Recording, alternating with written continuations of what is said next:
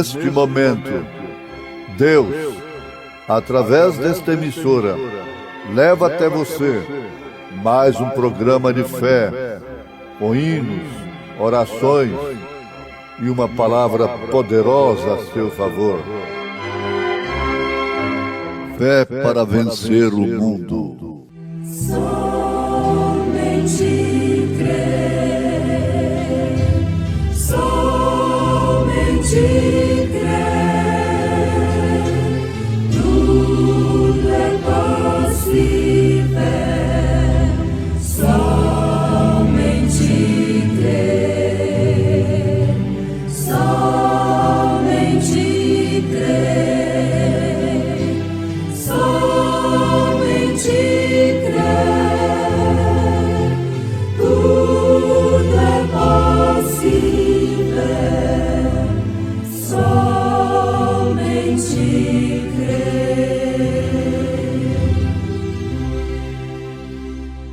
Ele respondendo disse-lhes: porque a vós é dado conhecer os mistérios do reino dos céus, mas a eles não lhes é dado.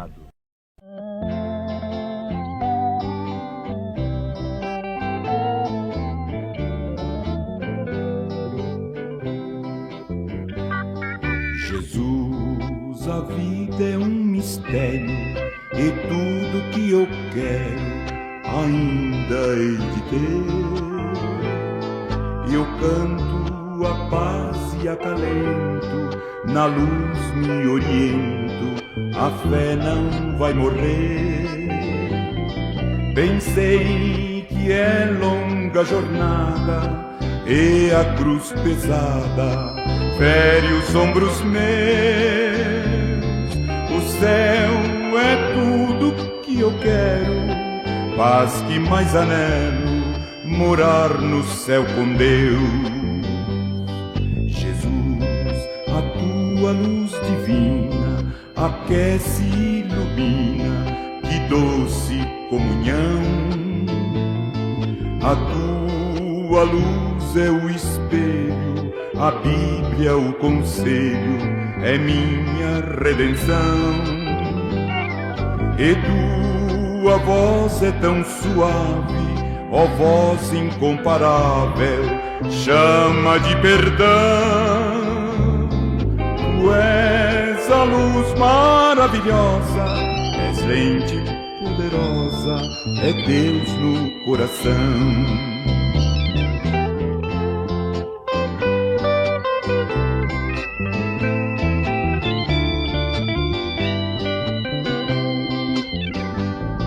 Jesus, tu és quem me ensina, também quem me ilumina, é a luz que o Pai me deu. Jesus, por teu poder divino, aceites este hino, que eu canto, mas é teu. Jesus, eu peço de joelho, atende o meu apelo, vem me ajudar. Teu nome direi mais uma vez, Jesus, tu és meu rei, contigo hei de reinar. Teu nome direi mais uma vez, Jesus, tu és meu rei, contigo hei de reinar.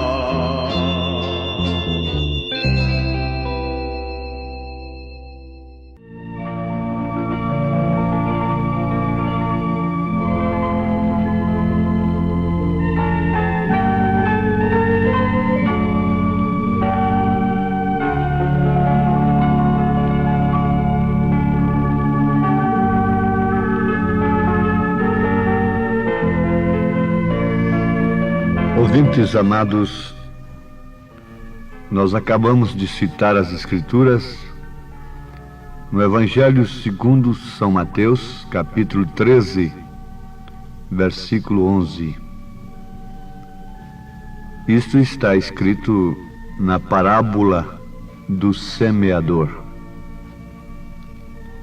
Ele respondendo disse-lhes: porque a vós é dado conhecer os mistérios do reino dos céus, mas a eles não lhes é dado.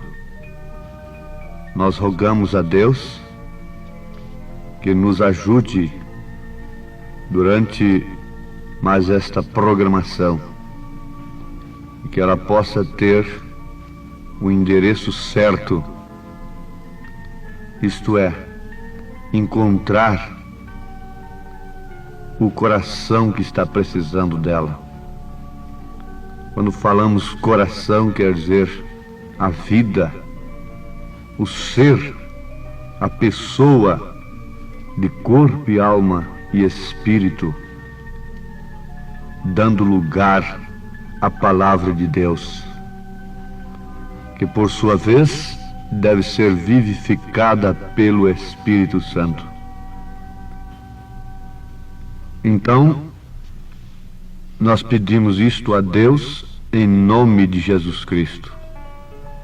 Desejamos a saúde de todos que estão nos ouvindo. Se estão viajando, que sejam guardados em suas viagens.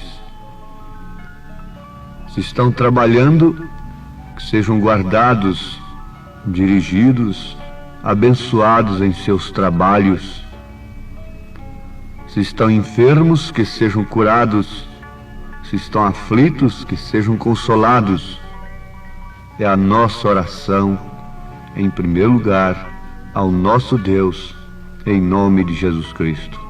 Amém. Através da parábola, Jesus deixou muita coisa e somente quem tivesse a revelação do Apocalipse poderia entender aquelas coisas. As parábolas, na verdade, são fontes de mensagens. E o pregador pode pregar muitas mensagens baseadas em uma só parábola, mas cada parábola tem o seu sentido específico, definido.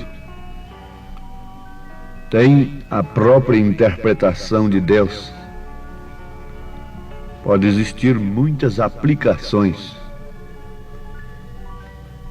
Pegando as coisas conhecidas para falar sobre as desconhecidas, Jesus usou falar por parábolas. Conforme já dissemos, somente a revelação do Apocalipse poderia fazer com que nós obtivéssemos o real sentido de todas as parábolas de nosso Senhor Jesus Cristo, tomando as coisas conhecidas para falar sobre as desconhecidas. Aqui está o grande tropeço para aqueles que têm baseado a sua fé em filosofia, na pregação científica moderna. Ela foge completamente dos princípios bíblicos, pois em toda a Bíblia nós encontramos Deus tomando o natural para explicar o espiritual. Em qualquer tempo que o Evangelho fosse pregado e ouvido por pessoas que estão com as suas mentes polidas e que estão ansiosas por coisas profundas, mas no sentido intelectual, ele seria refutado por tais pessoas e até criticado. Criticado e até refutado, resistido, porque em todos os tempos Deus falou através de coisas naturais para explicar as espirituais. Leiam a Bíblia Sagrada no Velho Testamento e veja qual foi a linguagem que um profeta de Deus usou. Leia a Bíblia pensando nesse sentido, olhando por esse prisma, e veja Quais foram os símbolos que os profetas usaram? Deus podia salvar perfeitamente a Noé de uma outra maneira diferente. Mas ali estava uma arca. Agora você entende o que eu quero dizer? O que significa a arca para nós? O que simboliza a arca para nós? Salvar-se-ia o homem hoje dentro de uma arca? Estamos entendendo? Que tal Moisés vindo aqui com uma serpente de metal levantada? Mas o que simboliza a serpente de metal? Que tal a vara de Moisés hoje na mão de um malambarista de cura divina hoje, hein? Poderia fazer até muita coisa, não é? Sugestionar muito o povo. Mas o que significa aquilo? Qual é o símbolo daquilo? Deus sempre usou assim. Não foi diferente. O natural explica o espiritual. É por isso que você não pode ver o estado da igreja sem olhar para o estado das mulheres. O estado das mulheres mostra o estado da igreja. Deus disse que a igreja está nua diante de Deus. Está despida. É uma linguagem bíblica, não é minha. Deus quem diz. Em Apocalipse capítulo 3, versículo 17. Então, pelo estado da mulher, você conhece o estado da igreja. Da falsa vinha. Da falsa igreja. Sim, meus amados, a linguagem dos profetas foi sempre através de símbolos. A linguagem de João Batista foi uma linguagem tão rústica, tão bruta, tão grosseira, que se ele fosse falar no rádio, quanta gente desligaria o seu receptor e mudaria logo de estação. E diria: eu não suporto a voz deste homem. O homem implicante. O homem não sabe falar outra coisa senão implicar com a vida dos outros. Na hora que ele foi chamado num conselho de ministros, inclusive com a presença do grande Herodes, e que ele tinha tudo para alcançar uma boa média, e quem sabe até ser considerado como um dos ministros da era, por ser filho de sacerdote, o que fez o João? Foi implicar com a vida conjugal de Herodes. Foi mexer com Herodes ao invés de pregar uma mensagem, ao invés de entregar um sermão para agradar o rei. Foi mexer com a vida do rei. Que homem implicante. Elias. Como Elias perdeu a oportunidade, hein? Micaías. Vem com aquela linguagem esquisita, sem ética, falando em machado. Machado na raiz das árvores. Mas o que ele podia ver era isso lá no deserto. Porque quando Jerusalém estava cheia de teólogos, diz a Bíblia que a palavra do Senhor veio a João Batista no deserto. A palavra do Senhor nunca veio a um homem cercado por credos e dogmas. A palavra do Senhor vem ao profeta. E quando ele vai entregar essa palavra, ela é rejeitada porque os homens estão tão estabelecidos em seus credos e dogmas e têm enfeitado tanto a coisa que colocar aquilo ali do profeta em seus altares seria uma coisa muito feia. A mensagem de um profeta não cabe ali. que tiraria toda a ética do altar. Está tão bem arrumado, tão florido, cheio de frutas e legumes, que não cabe de maneira alguma a mensagem do profeta ali. O que João viu no seu seminário? Viu víboras, viu pedras, viu eira, machado na raiz das árvores? Foi o que ele pôde ver. Não é certo? A linguagem de Jesus também não foi outra. Foi falar em sepulcro caiado. Diz: vocês matam os profetas, depois vão erigir monumentos a eles, vão enfeitar os seus túmulos. Não é isso que tem acontecido? Nunca vi tanto monumento à Bíblia como está havendo agora. A Bíblia está querendo obediência. Deus quer que ela seja obedecida, isso é que resolve. Isso tudo é engano do inimigo. Ela queimou a Bíblia dias passados, como eu mesmo me lembro, e agora está mandando ler a Bíblia. Por quê? A linguagem de Jesus foi essa: sepulcros caiados, raça de víboras. Foi ou não foi? Está escrito assim ou não? E quando foi nas parábolas? O que Jesus usou? Qual foi a linguagem de Jesus? Mas ele respondendo disse-lhes: porque a vós é dado conhecer os mistérios do reino dos céus, mas a eles não lhes é dado. Agora pense um pouquinho na linguagem dos apóstolos. Vamos destacar somente São Paulo, porque o nosso tempo não nos permite debulhar isto aqui, minuciar. Mas leia apenas 1 Coríntios 12, a partir do versículo 12. Para falar da unidade do corpo de Cristo, o que Paulo usa? Chegando até os membros.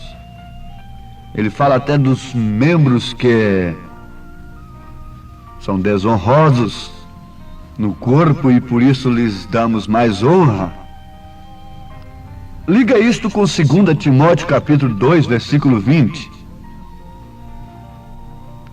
E quando chegamos ao final da coisa, vamos constatar que a mulher é o tipo da igreja. A mulher representa a igreja. Desde que a igreja é a esposa, João disse: a esposa amada. Veja só, que linguagem. Quem pode entender isto? A esposa amada, a esposa eleita, a eleita do Senhor. É falando da igreja. A mulher, lá no Apocalipse, sendo perseguida pelo dragão, como tem cumprimento. Muitas escrituras têm dois cumprimentos. O que acabamos de ler se cumpriu através dos judeus e se cumpre agora com os gentios. A vós vos é dado conhecer os mistérios. Na era de Lutero, a um grupo foi dado conhecer a mensagem de Lutero. De Wesley a mesma coisa, e agora também o mesmo. A vós vos é dado.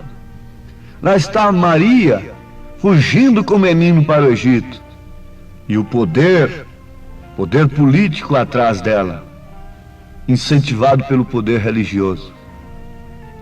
A igreja casada com o Estado, perseguindo a igreja, a mulher eleita, fugindo com o filho. E o que vai acontecer na grande tribulação? Com as 5 virgens nécias, esse dragão vai fazer isto. Isto vai se repetir. Tem agora outro cumprimento. A mesma coisa. Um padre entregou a Bíblia para o irmão Branham ler na plataforma, justamente na revelação do ministério do Filho do Homem. Um sacerdote entregou a Bíblia para Jesus ler. E foi justamente aí. Hoje tem se cumprido estas escrituras. Mas eles puderam ver o Messias? O profeta já havia dito, ele virá forte. Então eles esperavam forte. Mas eles não viram que ele viria montado num jumentinho, um asno, quer dizer, um filho de jumento, um jumentinho novo, o asno. Eles não viram isto, que uma virgem conceberia, a linguagem do profeta. E uma virgem conceberá e dará à luz um filho. E um menino nos nasceu. E o seu nome é maravilhoso, é príncipe da paz, ele é pai da eternidade. Veja, é filho, é pai. A Bíblia diz que ele é filho e pai. Quando eu prego isso, muita gente assusta. Mas a Bíblia que diz: um filho se nos deu, é filho, mas ele é pai da eternidade. Ele é maravilhoso. Oh, Jesus é filho de Deus? Sim, é filho de Deus. Mas ele é Emanuel, ele é Deus conosco. É por isso que ele disse: eu e o Pai somos um. Eu, carne, o Pai, espírito, somos um. O Espírito que está em mim é o Pai quem faz as obras. Não sou uma segunda pessoa. Eu sou o Alfa e o Ômega, o primeiro e o último. Dizem por aí que eu sou segundo, mas eu nunca disse que eu sou segundo. Jesus vai repreender esse povo no dia de juízo. Que dia que eu falei para vocês que eu sou segundo? Eu não sou mentiroso. Em mim não houve sim, não. Eu disse que sou o Alfa e o Ômega. A primeira letra e a última letra do alfabeto grego, não? O Alfa e o Ômega. Quer dizer, o primeiro e o último. Agora você vem e diz que ele é segundo. Quem é mentiroso? Paulo disse: seja todo homem mentiroso e Deus o único verdadeiro. Mas vamos concluir. Então a mulher é o tipo da igreja. Sim, perfeitamente. Como Eva foi recebida por Adão, já violada por Satanás pela serpente, com a semente da serpente dentro de si, que é Caim, José foi aconselhado por Deus não temer receber a sua mulher, porque o que estava dentro dela era a semente de Deus. Veja, uma já tinha semente, já era conhecida pela serpente. Caim nunca foi tido como filho de Deus, como filho de Adão, mas sim como do maligno. Quando Adão recebeu a Eva, já havia dentro dela a semente da serpente. Quando José recebeu a Maria, já havia dentro dela a semente de Deus, que esmagaria a cabeça da serpente. Então você encontra duas mulheres, duas igrejas, uma falsa e uma verdadeira, uma portando a semente do diabo e outra portando a semente de Cristo. Agora cabe a você saber qual delas. Por revelação divina, porque a vós vos é dado conhecer os mistérios do reino de Deus.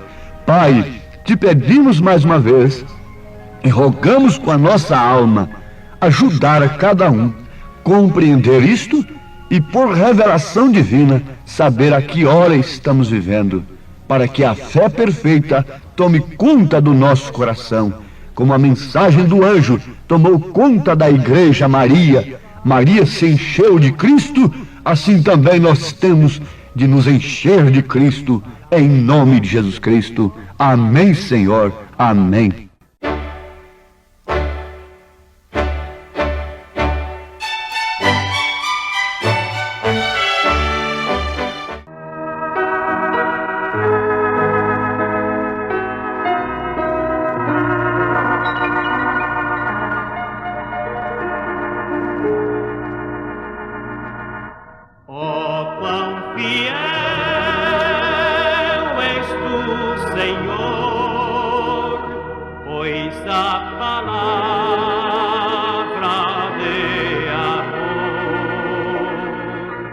Que nos dá o esplendor e inspira-nos amor. Oh, maravilha!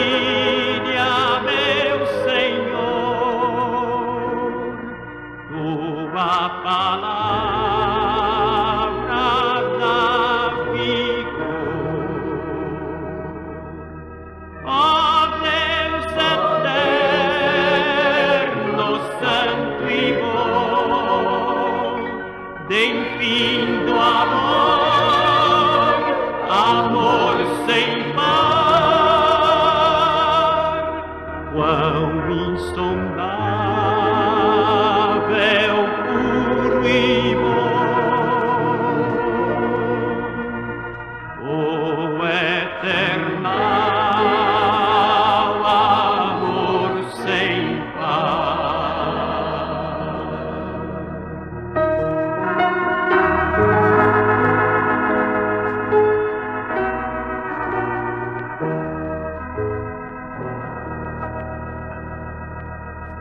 Tua palavra, ó meu Deus, é tão fiel, pois me salvou. Eu agradeço, eterno Deus, pois para o céu eu vou. Quão grandioso é crer em ti, pois lá no céu morar eu vou. Ó Deus eterno, santo e bom, de infindo amor, amor sem par, quão insondável, puro e bom, o eternal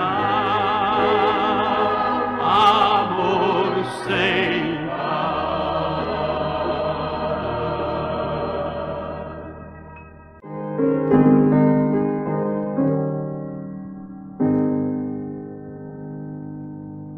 Oh, que mensagem cheia da compaixão de Deus, a do Evangelho Santo que nos conduz aos céus. Eis a nova, quem em Jesus confia, dele há de ter verdadeira luz, vida, perdão e alegria.